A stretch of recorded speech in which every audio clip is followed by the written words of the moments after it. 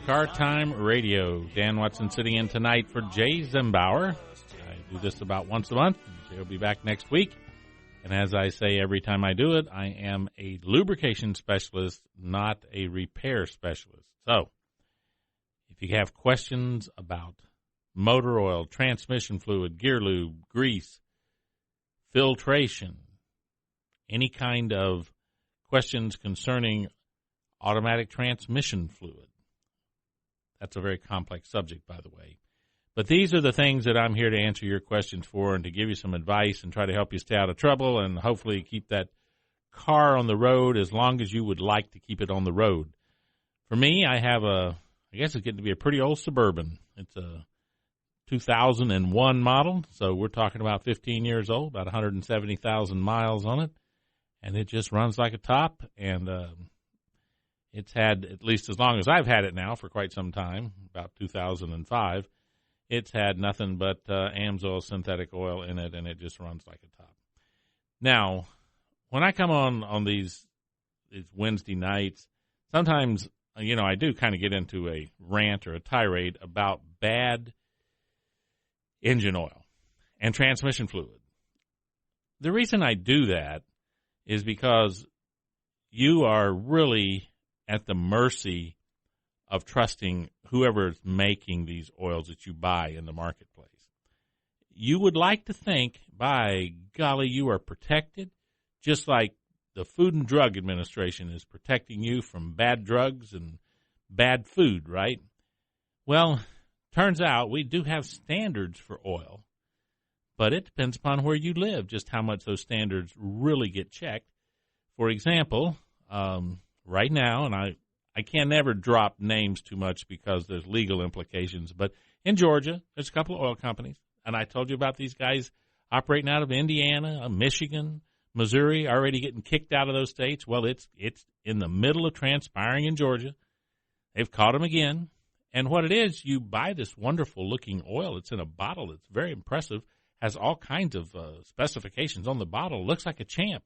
Only thing is, what you pour out of the bottle hasn't got anything to do with what's on the label.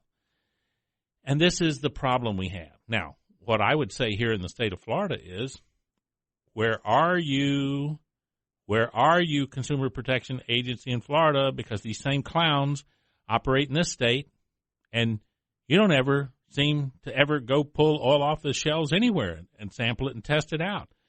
Most states do. So my plea to the state of Florida is crank it up.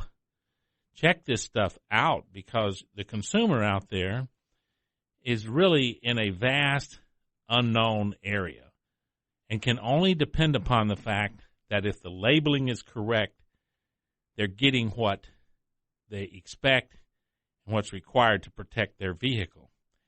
And the state really needs to participate in these spot checks all over the state to make sure that this stuff is what it says it is. Now, is this a real bad area in some? No, here's why. You can do a lot to avoid it. It turns out that all of these companies that have been kicked out of these states are, and I'll just use fictitious names like Bubba's Elixir and, Universal Motor Oil Works for Everything, including Martian spacecraft, this kind of stuff. It's pretty easy to identify because it's ridiculous. You've never heard of it. It breaks some of the rules of telling you that they got one thing in a bottle that will satisfy everything on Earth. That's impossible. And yet, they continue to sell this stuff. Now, if you go, and this is not, those of you that listened before, of course, I'm a proponent of synthetics, but this is not synthetics I'm talking about. This is petroleum oil. And some of them have been booted out of states for this kind of thing. It got on the shelf 5W20, 5W30, 10W30, 10W40, and 20W50 right across the shelf there. And in Indiana, when they managed to pull the stuff off the shelf and check it, it actually didn't meet any of those viscosities. It was between the 10 and the 40, but kind of floating, each one of them they checked. So it had no consistency, but it certainly didn't meet what was on the bottle. Well, the other part was it said right on the label of the bottle that it met the latest and greatest SN classification by the API. turned out it didn't have enough additives in it to meet the original 1968 SA rating, much less the SN rating for 2014. So terrible stuff. How's it get on the shelf? Well, because unsuspecting retailers don't know. They go by the same thing you do. Label looks good. But what they should note is what an incredible price it is. Because you see, when you put nothing in the oil, gosh, you can sell it for incredibly low prices. And then when the retailer thinks they got something that's really good, then they can offer, like I saw a sign, I'm not telling you where it was, I saw a sign, full synthetic oil change, $29.95. Okay, that's fine. Probably if they put the rest of the sign up, it would have said petroleum oil change, $27.95. Because you can't make and sell quality synthetic engine oil for an oil change for $29.95. You can sell it as a lost leader at $29.95, potentially, and lose a bunch of money, but that's not what's going on here. They've got one of these guys that's come in, sold them the best deal they've ever seen on synthetic oil, and it's properly labeled as synthetic engine oil. We can sell this and either run it as a special or just make outstanding profits on it. Now, I'm not criticizing necessarily the shop, because sometimes this is just a matter of not knowing. And how could this guy bring this stuff here and sell it if it's labeled like this, unless it's really the right stuff? So I just wandered into the greatest deal I've seen in a long time. That may be what the shop owner's thinking. And that, again, is where we got to get this Consumer Protection Agency to get out in the field and sample this stuff and begin to crack down so that these fraudulent operators know that Florida, just like Indiana, is not where they're going to get away for it. They're going to have to go somewhere else and find some other unsuspecting people, but not here. So that's why I come on and rant or rail about this to you when I have the chance, is because you need to be aware of this so that you can protect yourself. And I give this advice every time, which is you can pretty much depend upon the majors.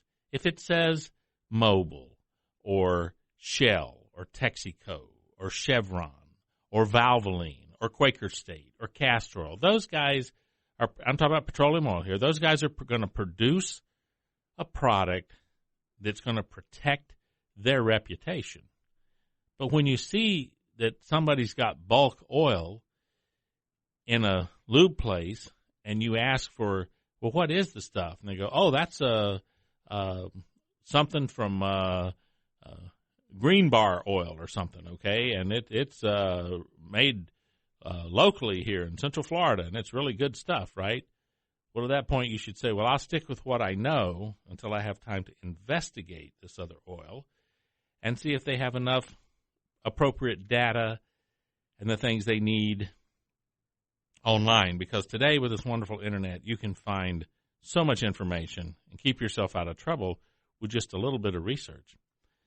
But you really need to have suspicion and what we call in the industry professional skepticism that some things can't be.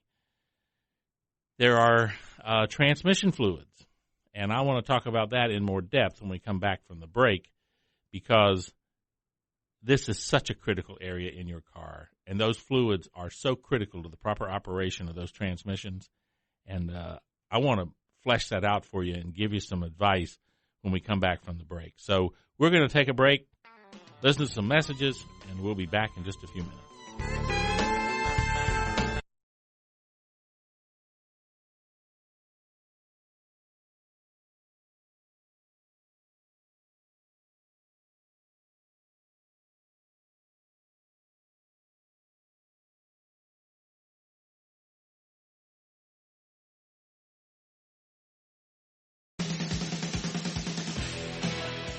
Welcome back.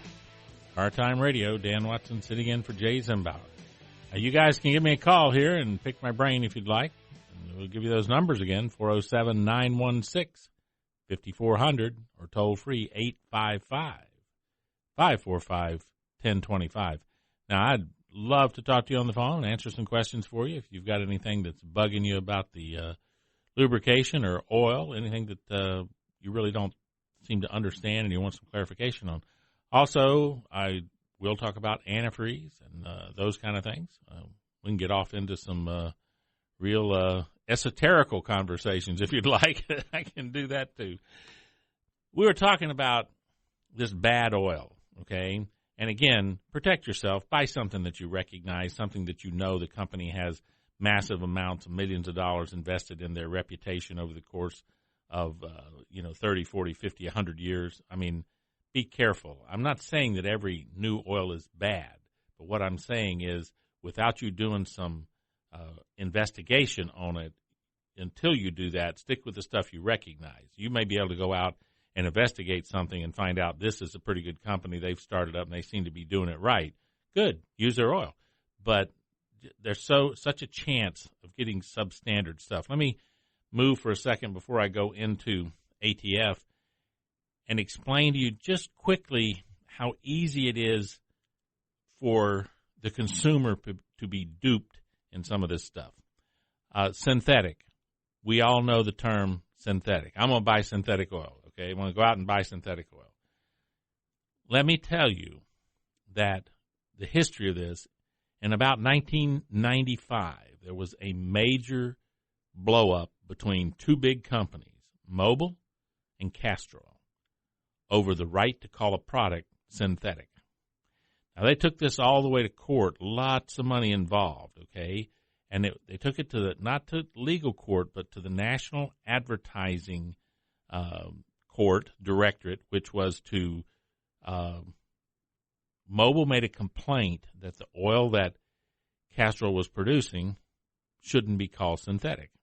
Okay, now, big money involved in all this, big money, okay? So my dad used to say when he was alive, follow the money trail and you'll find the real motivation. All else is just esoterical, okay? Now, they got into this, and so they said, well, we're going to ask the American Petroleum, let me say that word again, Petroleum Institute, for what their definition of synthetic is. The American Petroleum Institute went on record as saying that they had removed the definition of synthetic from their handbook. You know why? They couldn't live with the one they had because the definition they had was straightforward. It said synthesizing, I can say that word again, synthesizing, there we go, two lightweight molecules to make a heavyweight lubricating molecule. Now, I know that sounds pretty hokey. This is chemistry and all. No, it's not. It's just like taking two golf balls and making a softball, okay? In other words, you bring these two little things in, you make a bigger thing, and that's your lubricating molecule.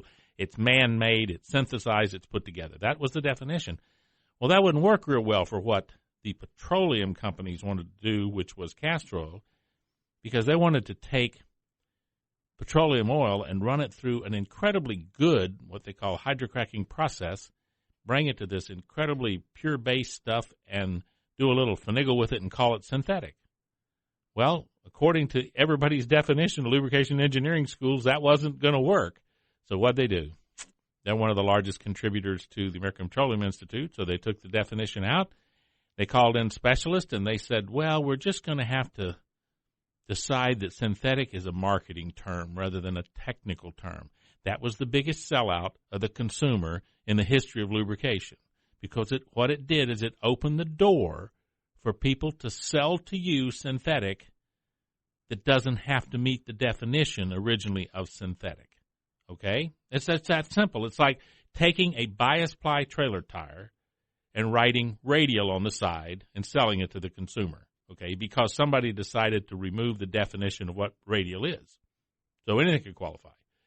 All right. So Mobil lost in this case, and Mobil warned everybody at that time that somewhere in the future this would get completely out of hand and people would be making garbage and calling it synthetic and dumping it on the consumer, and the consumer would not know the difference. Well, that time has arrived. That time has arrived.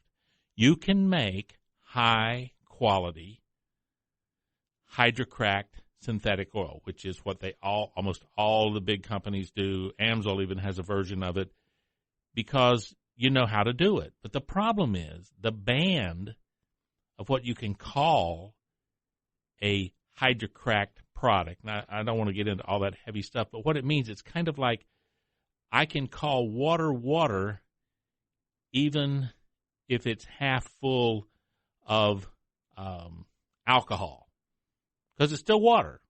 Okay, the alcohol is just funny water anyway, so it's still water. Well, when it comes to this base stock of oil, I can make a really lousy hydrocracked oil, but it's still hydrocracked, and call it synthetic. And this is what's going on. It's like waving the wand over it.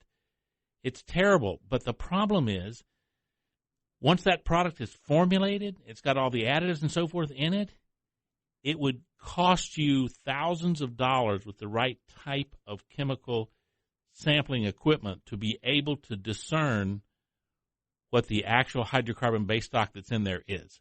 It's that hard. It's that expensive. So nobody's going to do it.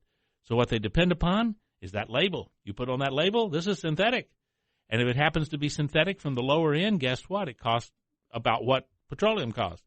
So when you see the sign that says you can get a synthetic oil change for $29.95, you might as well take that synthetic and say, oh, I can get a high-quality petroleum oil change for $29.95, because this stuff is being sold. And in one of my trade publications, where you got guys that have been, in this business for 40 years, and they're lubrication engineers and chemists and all this kind of stuff, they're actually calling for that we're going to have to come out with a new term soon to identify what we used to call synthetic engine oil, because the fact is we're calling all kinds of stuff synthetic, and if you don't know what you're getting, you're paying money, and you're not getting what you're paying for. And that's why I'm saying this to you. I wish it were not so. Mobil tried to make it not so. They tried to protect the consumer from this. But big money talks, and they lost. Okay.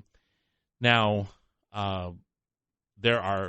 you can still get good hydrocrack synthetic oil from these reputable companies, but you can't always depend upon what you're getting when you're buying synthetic that you've never heard the name, you don't know who the company is.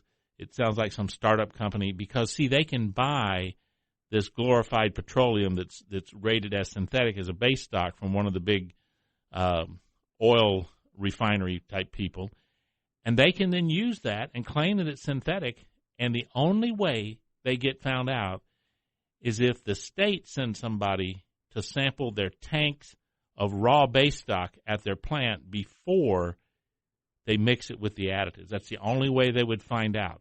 So here we go again. Where are you, Consumer Protection Agency? Why aren't you out there doing these things? Oh, I remember. It's because you said you would let the American Petroleum Institute govern itself. I got news for you, being a trained nuclear engineer coming out of that field in the Navy for 23 years.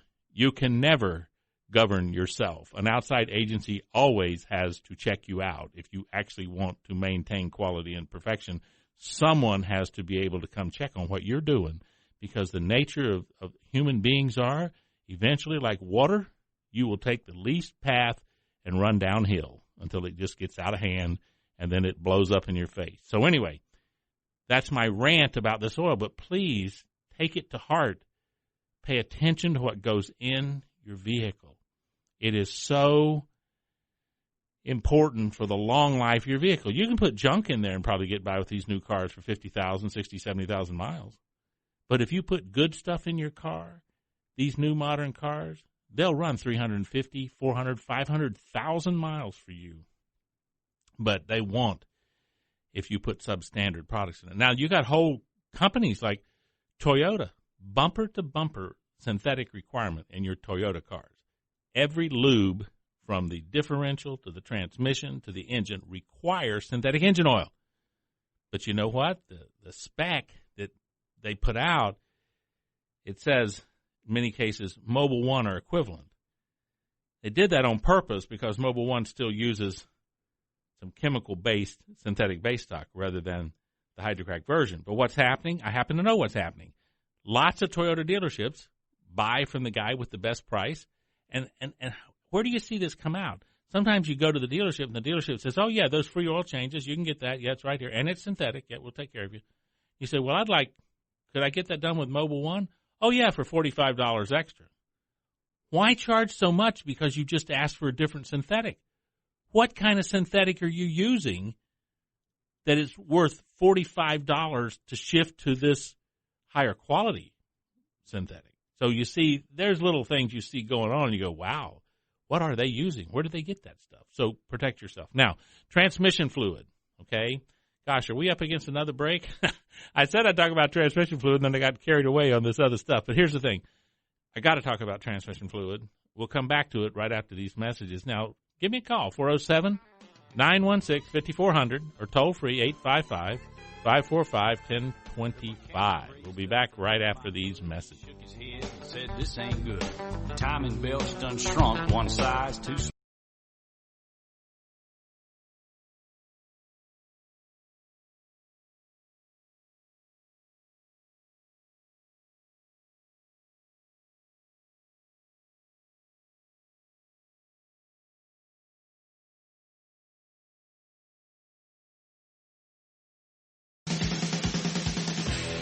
Welcome back to Car Time Radio. Dan Watson sitting in tonight for Jay Zimbauer, and I am a certified lubrication specialist from the STLE.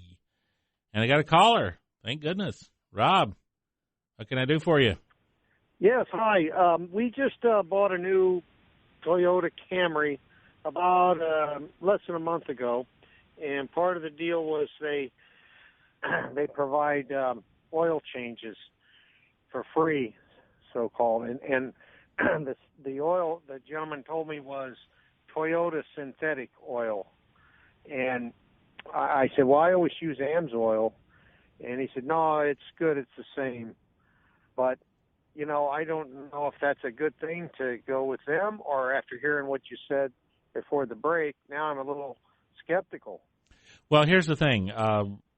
Toyota typically, if they have an oil that's labeled Toyota synthetic, it'll be whoever they contracted at that particular time here stateside to make it for them. So it's hard for me to tell you specifically of the underlying quality of that oil because I don't know which version it is. But I can tell you this. It will be a hydrocrack synthetic. It will not be one of the oils like the AMSOIL Signature Series. Now, you've used AMSOIL in the past. Let me ask you on this car, is that a 0W20 or a 5W20 spec?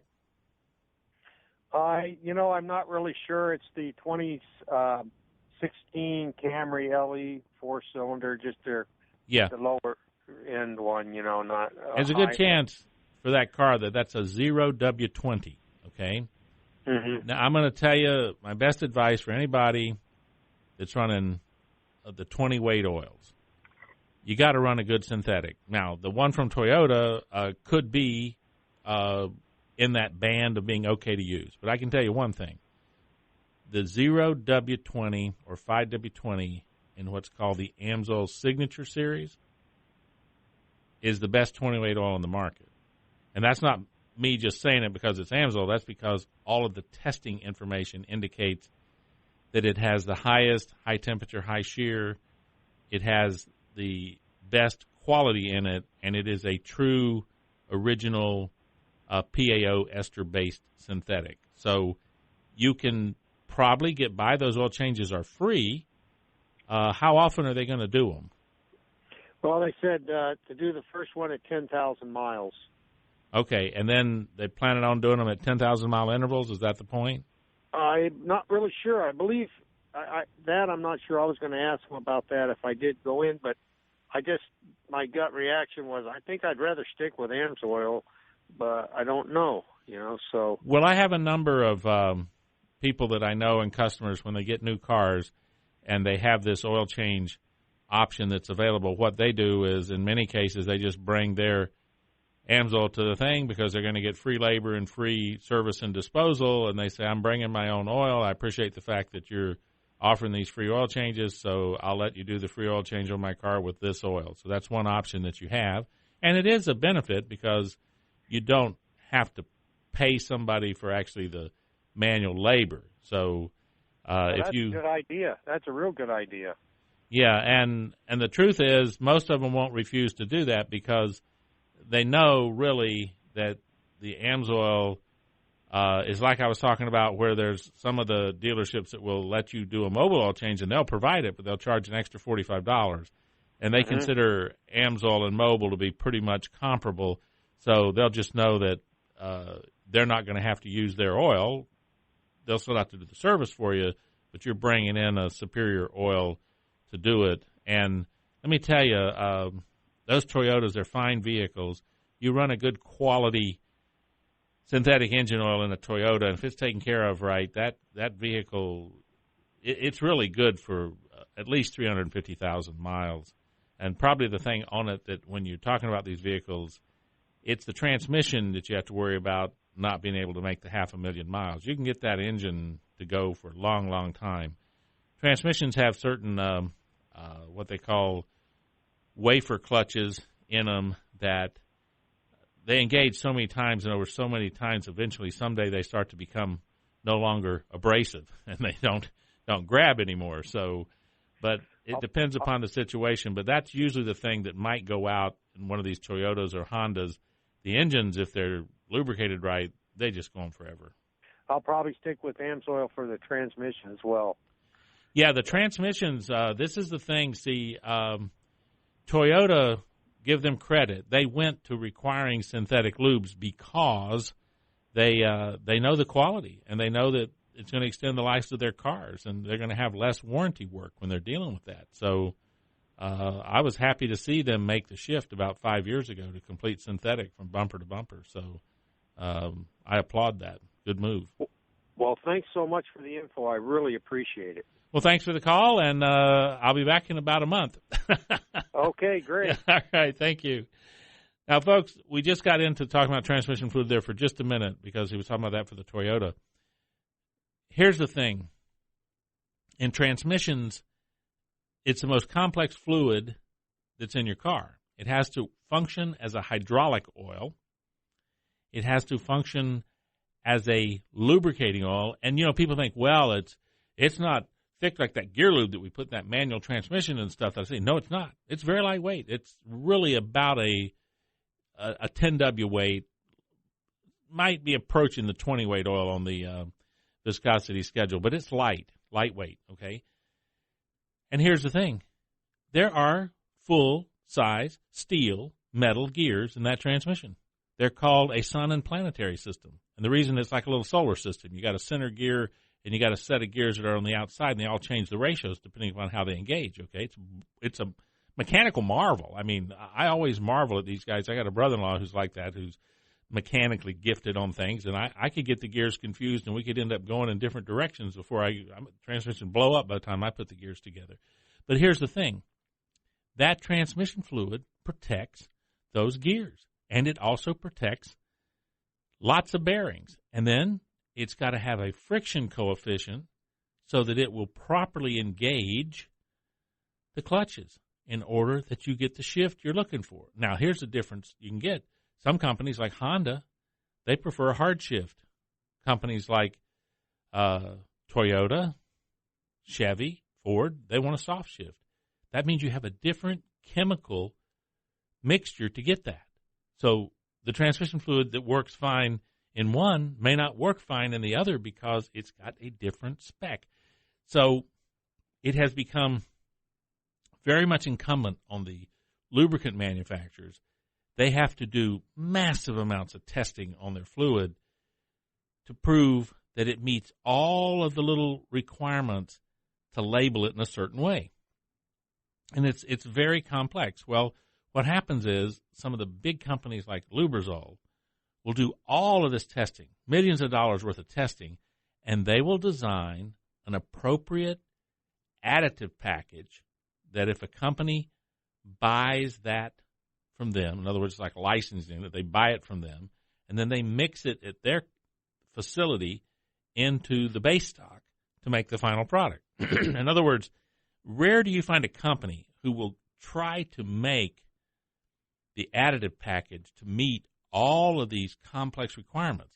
They let one of the major chemical companies like Lubrizol or Ethel or one of these guys do that for them. Now, a big company like Mobil, they probably got their own in-house ability to do that. But companies like AMSOIL and Valvoline, okay, and Kendall and these guys that are blenders, they're not going to put the staff together to do that, nor have the testing facilities and the amount of money it would cost. So they get somebody to give them a pre-mixed additive package that will work. Now, here's what you can do. You can buy that additive package mixed in some oil, but companies like Amsoil, that's not what they do. Amsoil takes their base stock and has the additives mixed in that base stock because they want a pure product. They don't want a carrier oil from another product. They want it to be 100% of the type of synthetic base stock and put that additive into it. So the company uses that to premix the additives, then they mix it at the factory, and you got a finished product. Now, viscosity, thickness of oil is critical in transmissions. And different companies require, for example, it's got to be greater than 7 on the viscosity scale. Others require it's got to be less than 6 on the viscosity scale. How can I put a product in one bottle that has to be greater than 7 and less than 6 at the same time? I must tell you that as much as anybody would like to, we have not been able to violate the laws of physics and accomplish that. You can't do it. So when you see a product that somebody says this is a universal transmission fluid, and it is, get this key word now, it is suitable for use in all these applications, they just gave you a legal cop-out. Suitable is not a legal justifiable word because something can be suitable because you say it, well, it'll work, but you didn't just say it meets the actual specification of the manufacturer for that product. You just said it was suitable, okay? And that's what they do. And they sell this stuff around here in Central Florida and other places, and they say it's suitable for all these transmissions. And, in fact, it's not, and it can't be. Now, companies like Amsoil and Mobil and Castrol, they have developed different products. Amsoil calls theirs fuel-efficient, low-viscosity transmission fluid. And then they have their old multi-vehicle transmission fluid, which is a higher level. And they even have a torque drive transmission fluid, which is a different level and different things. So today, you have to have specialized transmission fluid. And you talk about something that's critical to the life of that component. Transmissions typically fail. Over 99% of transmissions fail on bad fluid.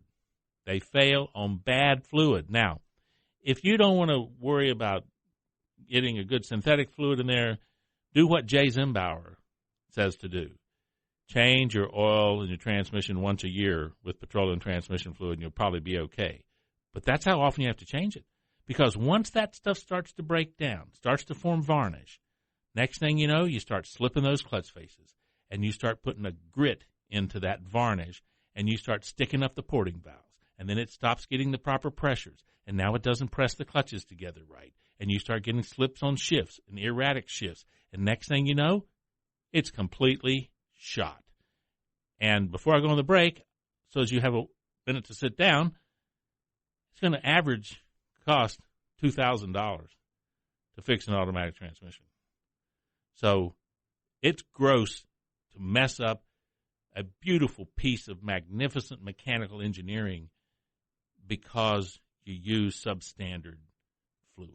All right, we're going to go on a break, come back and finish it up. Give me a call, 407-916-5400 or 855-545-1025. We'll be back in a moment. Welcome back to Car Time Radio. Hey, guys, you lit up the phones here, so I'm going to have to get right to it and take up most of this segment with it. So, Dan, what can I do for you? Yes, sir. Good afternoon. Thanks for taking my call. Hey, just listening to your call or your show for the first time and love it. Quick question about Mobil oil. When I go down to, let's say, Walmart and buy my full synthetic extended mileage Mobil 1 oil for my vehicle, is it, in fact, fully synthetic, or is it this hydrocrack oil that you're talking about?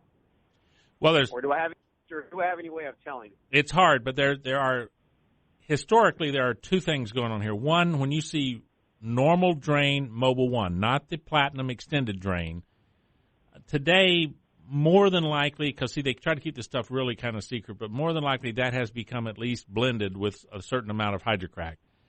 The platinum-based was up until recently still a PAO-based synthetic. And so I tell people a lot of times that when you find that platinum-based Mobil 1 Platinum 15,000-mile recommendation, I can't see any reason to tell you not to buy that. That's a pretty good oil. Now, I still think we have a couple things better in AMSOIL, and I'll be real quick on it. One is that we still blend ester in as our additive fixing agent in AMSOIL. You ask, well, what does that really mean? Well, ester is one of the world's marvelous lubricants of itself, even if it had no additives. So it gives our oil an extra kick, which makes it exceed those Mobil oils in the numbers that you do on it because of that ester. And Mobil used to use ester. They got away from it. So that's the only thing I would say. But I think their platinum is still a PAO-based oil to my knowledge. Okay, so you're saying the label has platinum, that word on it, per se? Yeah, it'll say Mobil 1 or Mobil Platinum, Mobil 1 Platinum, and it'll say it's recommended for 15,000 miles. The other Mobil 1 is still just recommended for normal drains or 7,500 miles.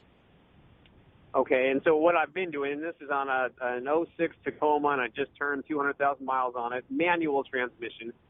But I've been, because I'm at the higher mileage, I've been going with what the label suggests, which is, their high mileage oil. But from what I'm hearing you say right now, I should just go, what I'm hearing you say is Pennzoil. And I am hearing you correctly, Pennzoil, right? With a No, P? AMSOIL, A-M-S, A-M-S-O-I-L. AMSOIL, okay. And where do I find that product? I'm glad you asked that. I can tell you. I'm go by that. I'm glad you asked me because I've been working really hard. Most now of the Ace hardware stores across Central Florida, from Ormond Beach to Polk City, I've got most of them set up with AMSOIL available. And you ask, why the hardware stores? Well, that's a long story of being in and out of auto parts stores who have centralized national buying, and I'm a local distributor setting up these guys, so I've got these hardware stores set up. But you can find out a lot more information about this at my website, which is lubedepot.com. That's lubedepot.com. Okay, I will look into that very much. And do you know if you stock that stuff or if they stock it at the Aces in St. Augustine, where I reside? I think the closest one I got to you right now is Ormond Beach. But if you call me, we can actually get it to you and maybe even make you a deal on the price for it and some other things, if you will. You can call me during the week or go to that website and contact me through that website, and I can tell you some ways to get AMSOIL for less money and get it sent right to your door. Okay, I will very much do that. And tell me again the website name. It is just like Home Depot, but it's Lube, LUBEDEPOT.com. Okay, Lube Depot, like Home Depot. All right, awesome. Can I ask you another question? Make it quick because I got other guys waiting. The Castrol that my Mazda dealer provides at the dealership, I got a Mazda Miata 2013. I'm still taking it in for, service at the dealership. Am I probably getting the hydro-cracked? Yeah, but it's high-quality hydro-cracked. It is. It's high-quality hydro-cracked. Everybody but Mobil and AMSOIL, they all use hydro-cracked synthetic. Okay. All right, I got to run and see if I can catch one of these other guys. Thank you, Dan. All right, let me go right to Rick. Rick, what can I tell you? Hey, I'll make it real quick, man. I got an 03 Ford Sport Track, about 140,000 miles. Been running Royal Purple the whole time. I'm kind of a do-it-yourselfer. As far as changing my automatic transmission fluid, I was going to go with Royal Purple with that also. Is it a good idea to go ahead and change the filter while I'm dropping the pan? Yeah. If you drop the pan, definitely change the filter. And the thing is, I'll just say this about Royal Purple. Pay close attention to their labels, because many times in their promotional material, they promote their racing products, but that's not the same products that you can buy as a consumer from the standard auto parts store. So just be careful in that fashion. I got to go, Rick, because I got to catch up with Joe. Joe, what can I do for you? Hi. Yes, we're wondering, we just changed the transmission or rebuilt the transmission 3 months ago in a 99 Honda Odyssey, and we're wondering if it would make any sense to put synthetic in. You rebuilt it, here's what I would tell you. If you've been 3 months, it's almost a perfect time because the regular fluid they put in, you can drain that out now and it'll get rid of any kind of what we actually call transmission break-in on the clutches. And then, yes, upgrade that. I would highly recommend Amsoil makes a Honda-compatible transmission fluid for your 99, and that'll be the last transmission fluid you probably have to put in. It'll be good for about 100, 150,000 miles. Okay. Well, I know we can only drain part of the fluid at once. Yes, I understand. What you can do is if you do that, then in 30,000 miles, do it again, and you'll be at about 85%. And then the third time you do it, you'll be at 98%. Now, we're going to have to go, and I'll have to talk to Michael offline. So, Michael, you just hang on there, and I'll talk to you on the phone just as soon as we close out the show.